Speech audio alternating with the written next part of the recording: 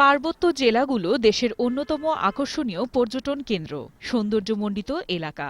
দেশের মোট ভূখণ্ডের মধ্যে পার্বত্য ৩ জেলায় বান্দরবানের ৪,৪৭৯.০১ বর্গ কিলোমিটার, রাঙামাটির ৬,১১৬ কিলোমিটার ও খাগড়াছড়ির ২,৭০০ বর্গ কিলোমিটার জুড়ে রয়েছে ছোট বড় শত শত পাহাড়।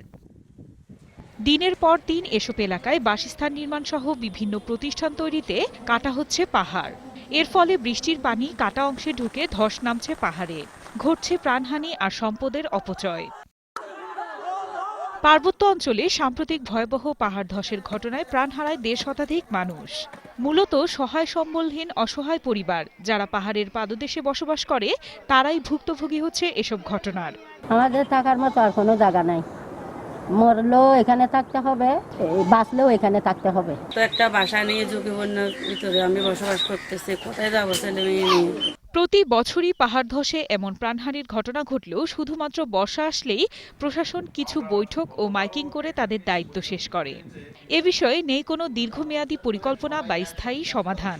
মোবাইল কোর্ট চালু করেছি, যারা আশঙ্কাজনক অবস্থায় আছে এই বর্ষায়, যাতে করে তারা এগুলাকে সরিয়ে ফেলে।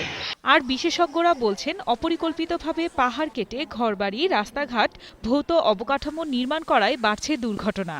কোন অবস্থাতেই পাহাড়কে তার অবস্থান থেকে এরকম বিচ্যুত করা যাবে না।